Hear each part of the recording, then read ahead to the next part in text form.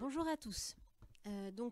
Suite au cours sur la relativité restreinte d'Einstein, sa théorie, deux situations relativistes que je vous avais demandé d'essayer de regarder. Alors la première sur les muons, qui sont des particules qui ont permis en fait la détection de ces particules à la surface de la Terre, a permis de montrer que la théorie de la relativité restreinte était plausible. Donc c'est pas une preuve de la relativité restreinte, mais par contre ça aide à accepter que cette théorie soit plausible et utilisée. Et la deuxième sur le GPS, que vous connaissez tous. Alors, on va commencer par les muons. Alors, on vous dit que les muons sont des particules qui sont produites par l'action des rayons cosmiques du Soleil. D'accord? Donc, on a des particules cosmiques qui arrivent et qui, à cause des rayons du Soleil, peuvent se transformer en muons. Alors, les muons, c'est la lettre mu ici. Donc, c'est ce que vous avez là. D'accord? Vous avez des muons qui peuvent arriver ici à partir des particules cosmiques. Et on nous dit que c'est à une altitude de 10 km que les muons sont émis, sont produits. Alors on nous dit que ce sont des particules instables, ça veut dire qu'elles vont se désintégrer et elles ont une durée de vie d'environ 2,2 microsecondes. Donc quand elles sont au repos, le muon, sa durée de vie c'est 2,2 microsecondes, donc elles se désintègrent comme des particules radioactives au bout de 2,2 microsecondes. On nous dit que la vitesse de ces muons, donc c'est 99,8% de la célérité de la lumière, autant vous dire qu'ils vont vite, ces muons. Et on va considérer que cette vitesse est constante pendant le mouvement du muon. Donc à partir du moment où le muon est émis, d'accord, sa vitesse, on va la considérer comme toujours égale à 99,8% de c, donc la vitesse de la lumière. On nous dit aussi que le fait de détecter les muons à la surface de la Terre est une preuve expérimentale de la dilatation des durées. Alors oui, parce que vous allez voir, si vous avez fait l'exercice, que ça ne marche pas sans la théorie de la relativité restreinte, sans la formule qu'on a montrée plus haut, ça n'expliquerait pas pourquoi on arrive à détecter les muons. Alors on y va. Donc on commence avec calculer la distance parcourue par un muon pendant la durée, qui est sa durée de vie, de 2,2 microsecondes. Donc ça s'appelle taux. Alors on sait que la vitesse du muon, c'est 99,8% de la vitesse de la lumière. Donc, pour avoir déjà la vitesse du muon, il suffit de faire ce calcul-là, en prenant évidemment comme valeur de la vitesse de la lumière, celle qu'on a vue, 299 972 000, etc. etc. Ensuite, comment calculer la distance parcourue pendant cette durée-là? Il suffit d'utiliser la bonne vieille formule, V égale D sur T. Donc, ça nous fait la distance parcourue égale la vitesse fois le temps. Ici, le temps, c'est taux.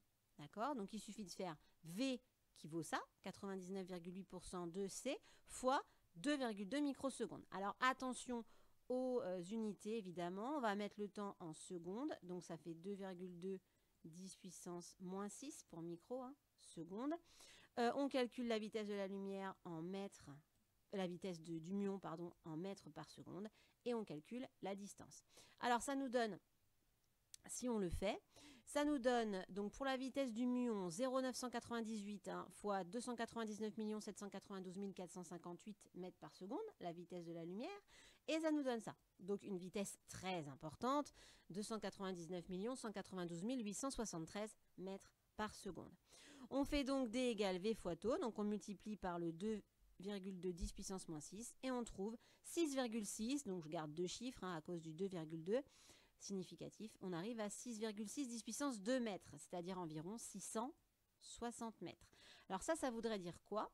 Ça voudrait dire que le muon, une fois qu'il est émis, il va parcourir pendant 2,2 microsecondes une distance de 660 mètres. On n'oublie pas qu'il est émis à une altitude de 10 km. D'accord? En moyenne, à peu près. Vous voyez, il y en a qui sont émis là, il y en a qui sont émis là, il y en a qui sont émis là. Donc, ce n'est pas tous au niveau de 10 km, mais à partir de 10 km d'altitude, on peut avoir des muons qui sont produits. D'accord? Alors, on continue. Durant sa vie, un muon pourrait-il arriver sur Terre? On vient de trouver que la distance parcourue pendant sa durée de vie, c'est 760 mètres. Et il a été émis en moyenne à 10 km. Donc normalement, si au bout de 2,2 microsecondes, il se désintègre, il se désintégrera au bout de 660 mètres. C'est-à-dire qu'on n'aura aucun muon qui arrivera sur Terre. Si la durée de vie est de 2,2 microsecondes et que pendant ce temps-là, il parcourt que 660 mètres, il ne pourra pas parcourir les 10 km. Donc, impossible de voir des muons sur Terre, a priori. Du coup, la durée de vie de 2,2 microsecondes mesurée dans le référentiel du muon est-elle le temps propre ou le temps mesuré? Ah, alors, qu'est-ce qui se passe ici? On a deux événements. Les deux événements, c'est quoi? C'est l'émission, la naissance du muon et la mort du muon. D'accord? Donc, les deux événements, c'est la naissance et la mort. De qui? Du muon. Voilà. Ces deux événements, on peut les étudier dans deux référentiels différents.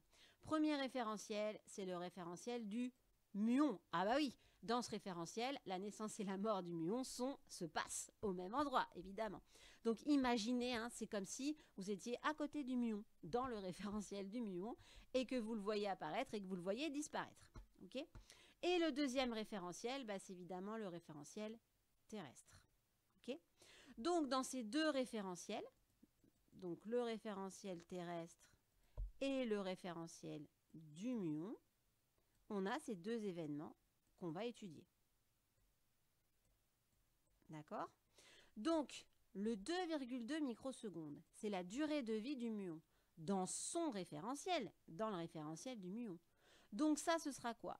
Ce sera le temps dans le référentiel du muon dans lequel les deux événements se passent au même endroit. Donc ce sera le temps propre ou la durée propre et le référentiel du muon sera le référentiel propre. Et donc, la durée mesurée par rapport au référentiel terrestre sera le temps mesuré ou durée mesurée ou même durée impropre parfois, delta t. Ok? Donc le 2,2 microsecondes, ce n'est pas la durée mesurée dans le référentiel terrestre, c'est la durée par rapport au référentiel du muon. Donc pour répondre à la question, ces 2,2 microsecondes sont le temps propre. Donc delta t0 égale taux égale 2,2 microsecondes. Donc 2,2 10 puissance moins 6 secondes. Donc c'est le temps propre. D'accord? Donc évidemment, qu'est-ce qu'on va nous demander? De calculer la durée de vie taux d'un muon, mais mesurée par le détecteur placé sur Terre, c'est-à-dire dans le référentiel terrestre. Et donc là, on n'est pas dans le référentiel propre, mais dans l'autre référentiel. Et le muon est bien, donc le référentiel du muon, donc le référentiel propre, est bien en mouvement par rapport au référentiel terrestre. Et il est en mouvement à la vitesse de 99,8% de la vitesse de la lumière. D'accord? Donc on respecte bien les situations relativistes, c'est-à-dire où la relativité restreinte va pouvoir, va s'utiliser. Et surtout, on a un muon, donc une particule, un référentiel ici, celui du muon, qui avance très vite, très très près de la vitesse de la lumière. Donc du coup, on va utiliser la relation qu'on a trouvée. On va chercher quoi? On va chercher la durée mesurée dans l'autre référentiel, donc pas dans le référentiel propre, mais dans le référentiel terrestre. Alors on sait déjà que ce temps est supérieur au temps propre. Donc on sait déjà que la durée de vie du muon mesurée depuis la Terre, donc dans le référentiel terrestre, va être supérieure à la durée de vie du muon dans son référentiel propre, donc dans le référentiel propre. Maintenant, comment le calculer? Alors on utilise la formule qu'on a vue, c'est delta t égale gamma fois delta t0, gamma étant le facteur de Lorentz. Alors on peut calculer gamma à part si vous le souhaitez, donc gamma c'est 1 sur la racine de 1 moins v carré sur c carré. D'accord? Donc si on calcule ça, ça fait 1 sur racine de 1 moins v carré, c'est 99,8% de c. Donc ça fait 0,998 fois c le tout au carré. Donc ça fera 0,998 au carré fois c au carré, le tout divisé par c au carré. Donc du coup, les c au carré s'en vont. Et donc on arrive à une valeur du facteur de Lorentz de 1 sur racine de 1 moins 0,998 au carré. Alors, si on fait ce calcul, on arrive à 15,8. Alors, c'est un facteur de Lorentz qui est relativement important. Et c'est normal, hein, d'accord, puisqu'on est très près de la vitesse de la lumière ici. Donc, ça veut dire que notre delta t, donc le temps mesuré dans le référentiel terrestre pour la durée de vie du muon, est 15,8, donc c'est-à-dire 16 fois plus grand que le temps propre, c'est-à-dire la durée de vie du muon dans son référentiel, donc par rapport à lui-même. D'accord? Donc, c'est 16 fois plus important. Donc, ça veut dire que notre delta t, il est environ égal à 16 fois 2,2 microsecondes. D'accord? Et donc, 16 fois 2,2, c'est environ à... 16 fois 2, on est à 32. Donc, c'est environ égal... que je me dise pas de bêtises, 32,3 microsecondes. Donc, on est à peu près à 30 microsecondes. Donc, c'est énorme. Donc, un peu mieux rédigé. Hein. Hop. On est là. Donc, avec le calcul un petit peu plus précis. Hein. Donc, 15,8 fois 2,2, on arrive à 34,8 microsecondes. Bon, je ne sais pas ce que j'ai fait, moi, 32, j'ai fait n'importe quoi. Évidemment. Oui, j'ai oublié des trucs. J'ai calculé mentalement n'importe comment. Enfin, c'est pas très grave. Donc, du coup, on arrive à 34,8 microsecondes pour la durée de vie du muon dans le référentiel terrestre. D'accord? Bon, donc c'est énorme. Hein. C'est beaucoup plus, évidemment. Oui, n'importe quoi, hein, parce qu'il y a le 2 fois 16. Bah oui, on rajoute, ça fait 3,2. Donc, 3, 4, 5. J'aime pas rester sur une... hop. Donc, ça fait 35,2 microsecondes si je multiplie, si j'utilise 16 fois. Et avec 15,8, c'est 34,8 microsecondes. Du coup, ça, c'est la durée mesurée dans le référentiel terrestre. Et delta T0, la durée dans le référentiel du muon, 2,2 microsecondes. Du coup, quelle sera la distance parcourue par le muon dans notre référentiel, c'est-à-dire vue depuis le détecteur? Quelle distance pourra-t-il parcourir? Bah, la distance, je peux l'appeler D', ce sera la vitesse du muon, hein, celle-là, elle ne change pas, d'accord? Donc petit v, fois quel temps? Le nouveau temps, le temps mesuré dans le référentiel terrestre. Donc on est à v fois delta t. Donc on arrive à quoi? Alors le v, c'est 0,998 fois c, donc fois 299 bidule chouette, fois delta t, 35.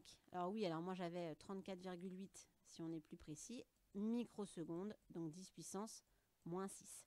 Et on arrive à la distance mesurée dans le référentiel terrestre. Alors ça nous donne quoi? Si on fait le calcul, v donc fois delta t, donc ce calcul-là, on arrive à 1,04 10 puissance 4 mètres.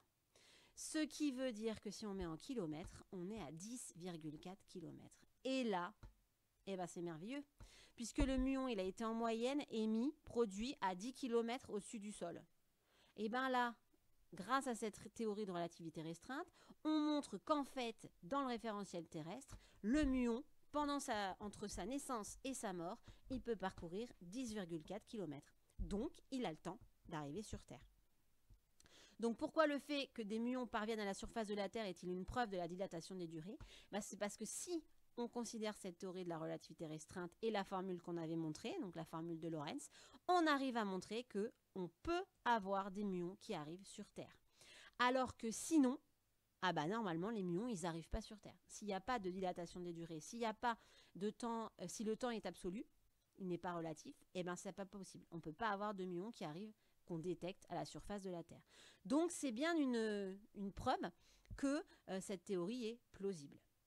D'accord? Donc, c'est pour ça que cette expérience, elle a été très importante parce qu'elle a montré que la théorie de la relativité restreinte était tout à fait plausible et compatible avec les observations expérimentales.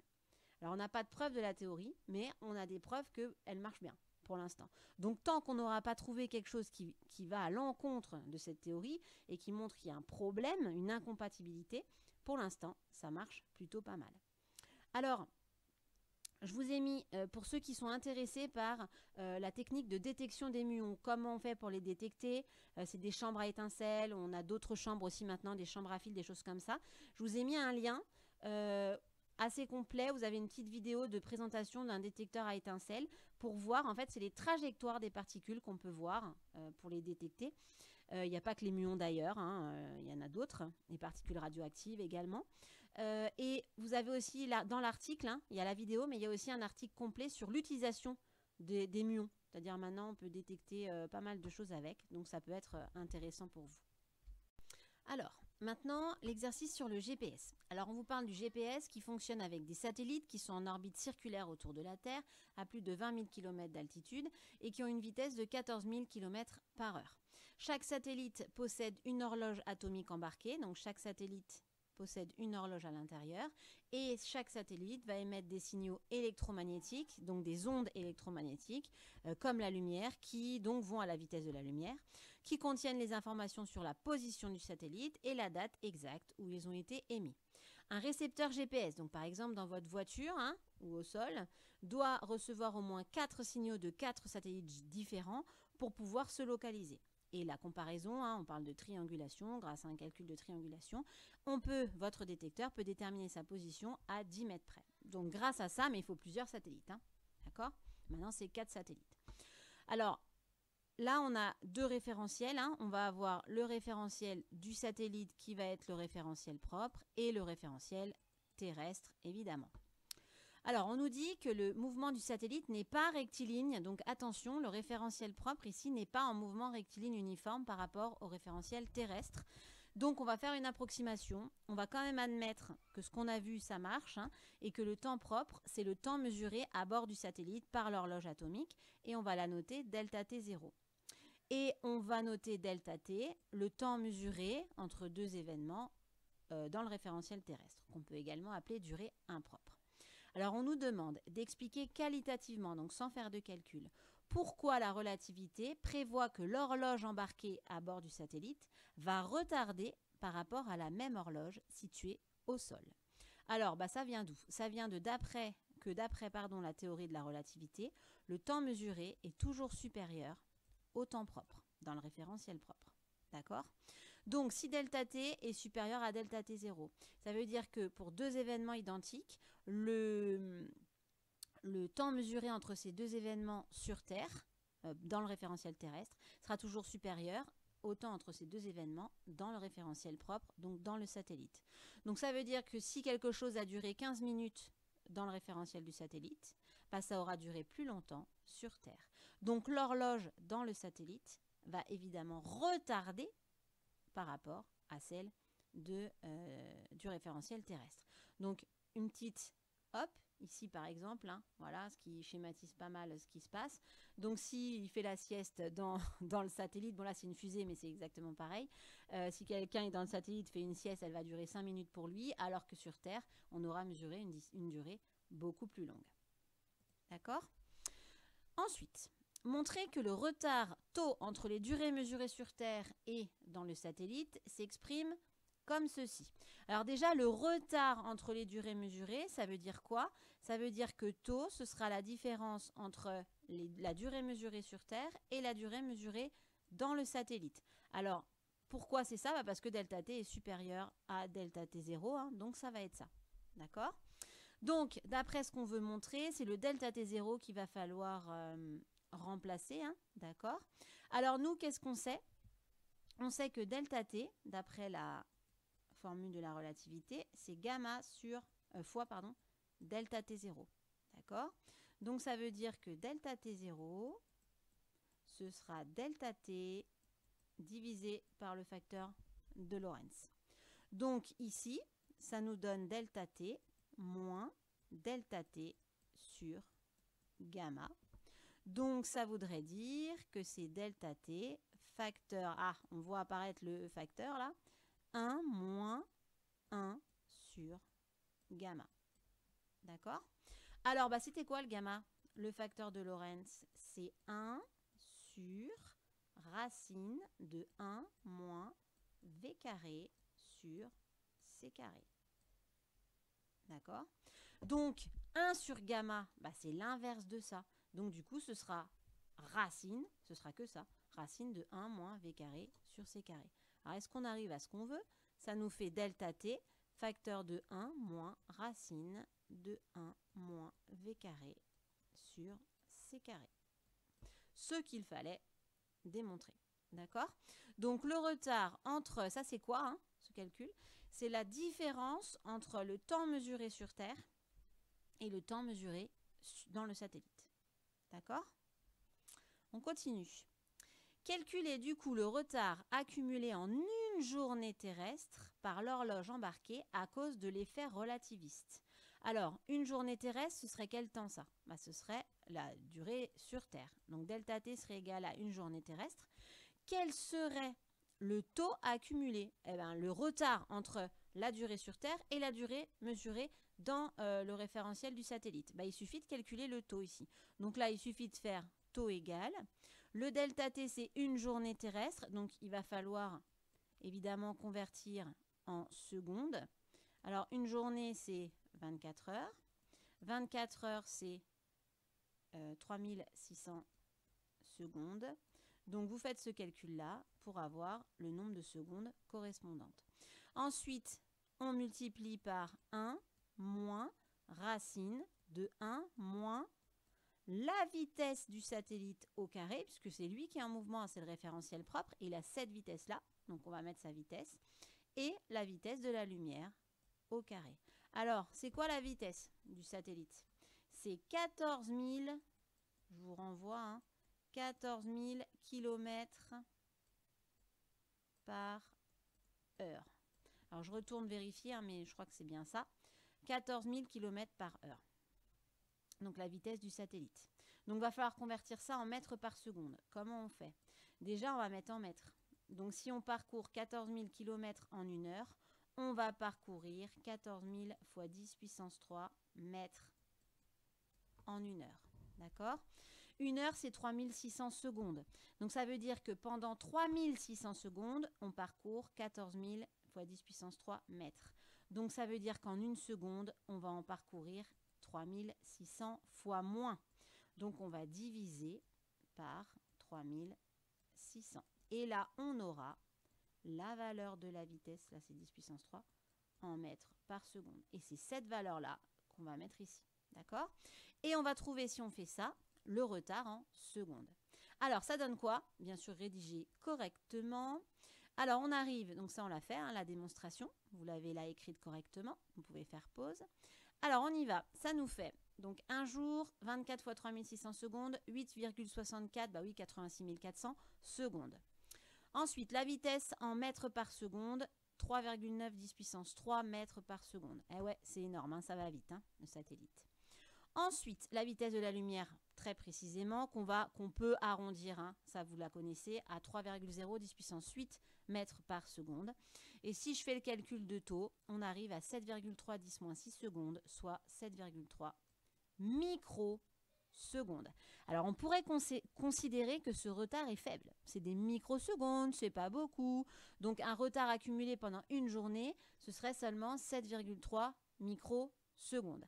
Ce qu'on va calculer, c'est l'incidence que ça va avoir sur la distance, la variation de distance que va mesurer votre GPS. C'est-à-dire qu'on a dit qu'il devait être précis à 10 mètres près, donc en tenant compte, hein, de la relativité. S'il tenait pas compte, si les calculs, hein, ne tenaient pas compte de la relativité, on serait à combien près en gros, hein, d'accord? C'est ça qui va nous intéresser. Et donc du coup, bah, je vous demande de calculer l'erreur delta D qui serait faite par le récepteur s'il calcule la distance qu'il sépare du satellite sans tenir compte du retard pris par son horloge.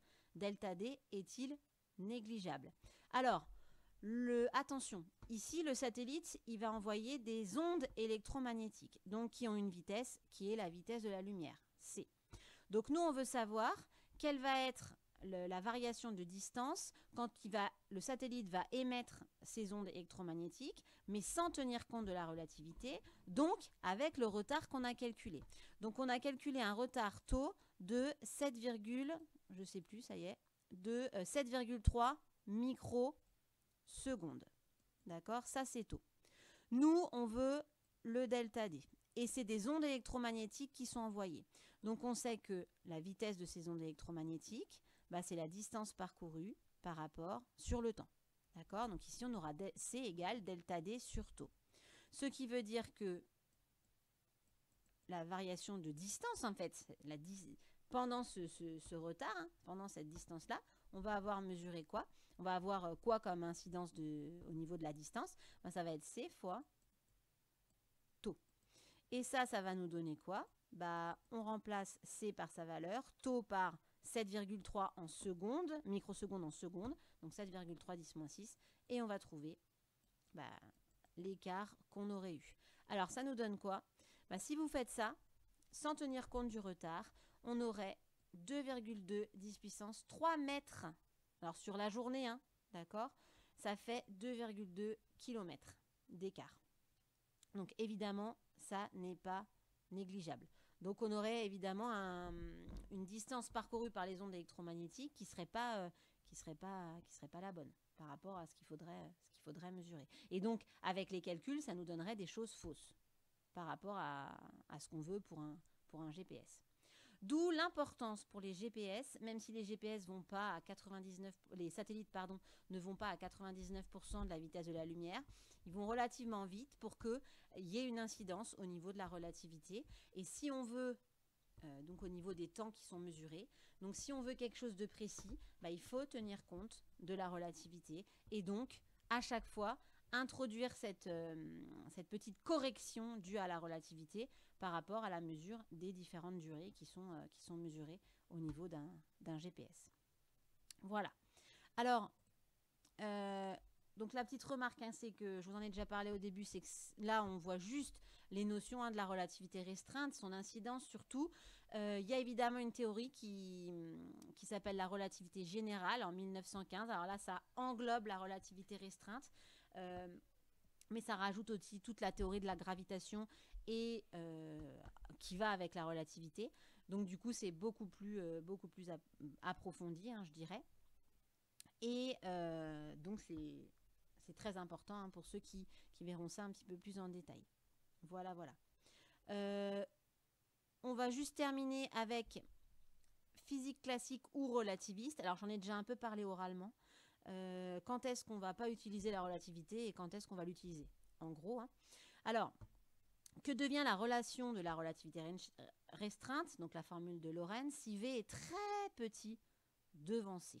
Alors, ça nous donne quoi la formule? C'est delta T égale gamma fois delta T 0. D'accord? On peut l'exprimer de plusieurs façons, hein, mais celle-là, bon, c'est celle qu'on a vue et qui est la plus simple. Si je remplace le facteur de Lorentz par son expression, c'est 1 sur racine de 1 moins V carré sur C carré fois delta T 0. Alors, qu'est-ce que ça devient si V est très petit devant C? Bah, si V est très petit devant C, très petit, bah, le carré est pareil, ça sera la même chose. Donc V carré sera très petit devant C carré. Et donc du coup, qu'est-ce qui va devenir que va devenir le rapport V carré sur C carré? Bah, si V est très petit devant C, bah, ce rapport, il va tendre vers 0, puisqu'on divise par quelque chose de beaucoup plus grand. Donc, ça va tendre vers 0. Et donc, ça veut dire que ça, là, racine de 1 moins V carré sur C carré, ça va tendre vers 1. Ça va tendre vers 1. Et donc, du coup, 1 sur 1, bah, tout ça va tendre vers 1. Et donc, ça veut dire que gamma va tendre vers 1.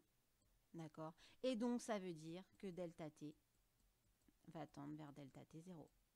Donc, ça veut dire qu'il n'y aura plus de différence entre le temps mesuré et le temps propre. Donc, on sera en physique classique et non plus en physique relativiste. Donc, si on a nos deux référentiels là, et que le référentiel propre a une vitesse v dans le référentiel terrestre, si cette vitesse v est très petite devant la vitesse de la lumière, on est en physique classique. C'est le cas d'une voiture, d'un train, enfin voilà, de tous ces référentiels qui sont en mouvement mais à des vitesses faibles par rapport à la vitesse de la lumière. Si maintenant on parle de particules, d'accord, c'est le cas du muon, mais de toutes les particules qui vont à des vitesses très importante. Là, il faudra tenir compte de la relativité. On parle d'ailleurs de particules relativistes. D'accord ? Si on parle dans un film de science-fiction d'un vaisseau spatial qui va à des vitesses phénoménales, à une vitesse phénoménale, évidemment, on tient compte de la relativité. Si on arrive un jour à fabriquer des véhicules qui vont à des vitesses relativement importantes, il faut tenir compte de la relativité. D'accord ? Déjà, pour les satellites, il faut en tenir compte quand on veut être précis.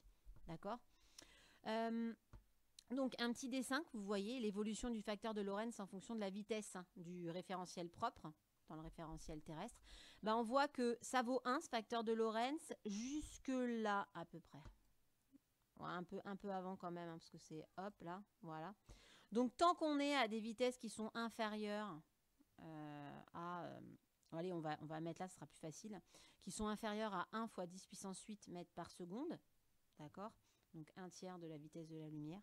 Bon, bah voilà, la relativité, pas besoin d'en tenir compte réellement.